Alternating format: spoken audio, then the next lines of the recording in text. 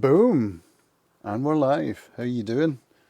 Just watching the timer going down on the Facebook page here. I've never done the scheduling thing before. It hasn't come up yet, so yep, I can see it now, so we know it's working. Awesome. Technology is working, which is fantastic. So, I'm staring at my OBS.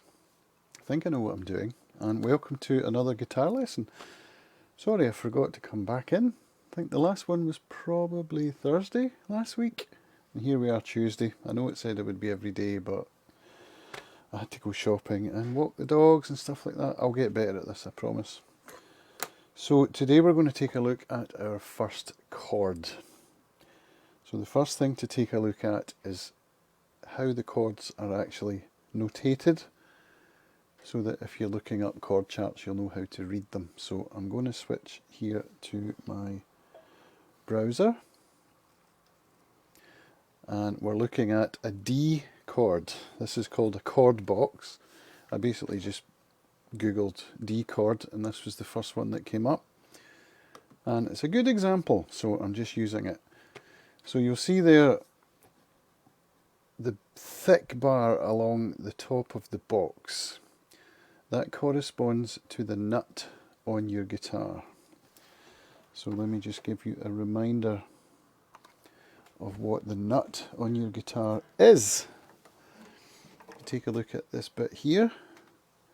This is called the nut. So that's the thick bit in the box. Okay, back to the screen. The 6 lines going up and down represent the 6 strings. So where you see the dot with the 2, that's your thinnest string, which you'll remember is your high E string. So obviously the one to the left with the X above, that's your thickest string, which is your low E string. And you'll see along the top there's an X, and an O. Those indicate don't play, and open string. So in this particular chord, we're not going to play the low E string or the A string. We're going to be playing only 4 strings.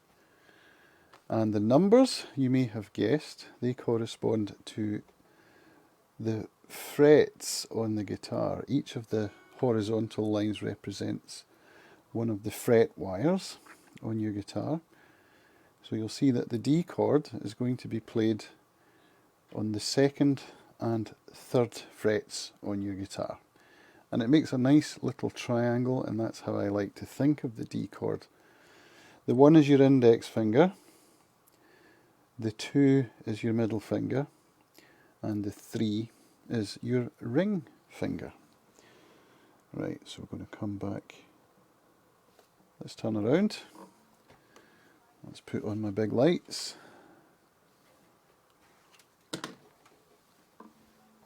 And I will turn around and we'll get a look at how the chord is fingered on the guitar. So I want you to take your picking hand and take your thumb, index, middle and ring fingers, and each of those fingers you're going to place on the high E string, the B string, the next one and the next one. So you're holding basically the first 4 strings, so thumb, index, middle, ring. So you should be able to pluck those strings. Hang on, have I turned the guitar on here? I don't think I have. Which button is it? That button. There we go. So D, G, B and E with thumb, index, middle and ring.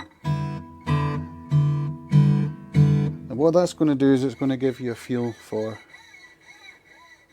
the spacing between the strings and how your fingers are going to sit on the strings. So remember the position that we were in lesson 1 when we were nice and relaxed.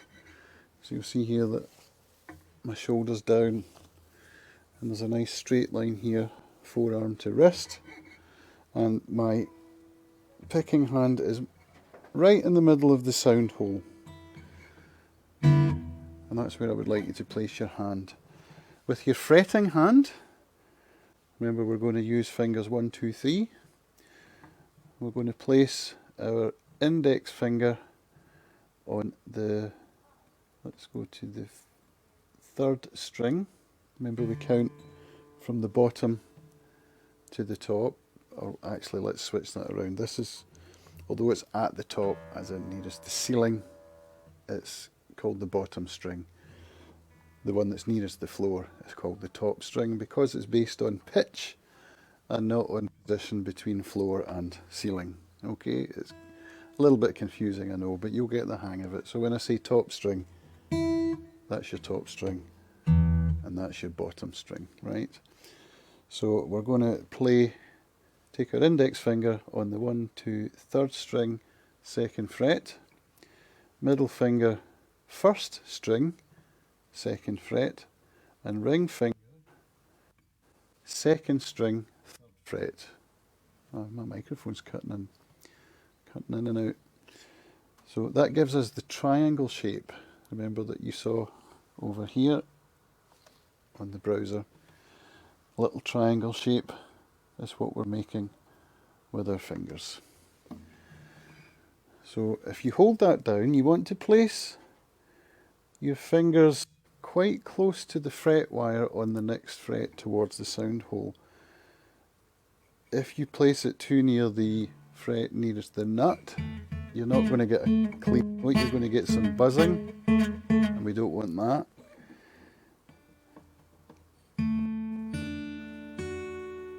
So that's what we're aiming for.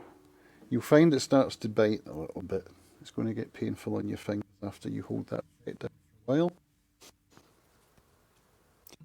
You just have to go through the pain. Sorry, this mic's cutting in and out like a... I've got to sit still, it's like a wire issue. So what we're aiming for here is a nice clean sound on 4 strings, using 4 fingers.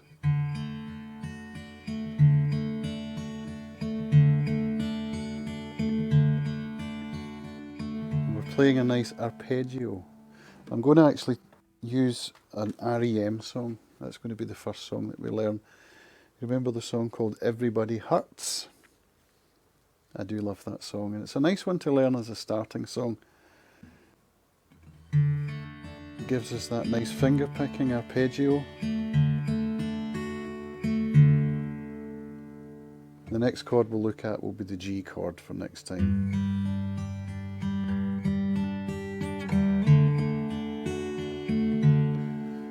So you're going to be picking with your thumb, index, middle, ring.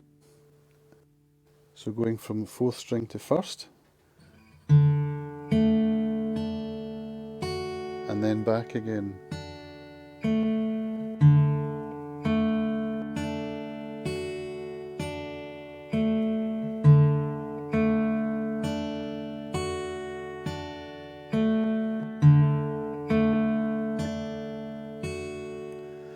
Now I'm picking with, I actually have a little bit of nail in my picking hand. Not too much, it's actually enough that when the flesh gets pushed against the nail, it gives me a nice crisp tone. Experiment with that. You can adjust the angle of your wrist, but you don't want to... Hang on, let me just pull this wire on the microphone. I'm going to have to take a look at this when I get off the stream. Seems to be when I move, which would indicate a loose wire somewhere, which would not be good. Okay.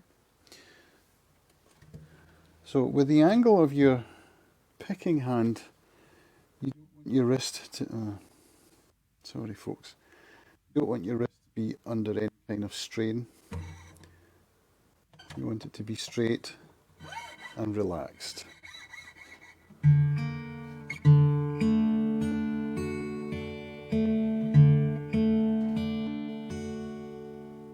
So have a practice of that. Let me know how you get on in the comments. If you've got any questions, feel free to chuck them in the comments and I will get back to you. And I thank you for watching. Come back again, hopefully tomorrow, we'll have another free lesson right here with Cams on Acoustic Guitar IO. Thanks for watching, folks.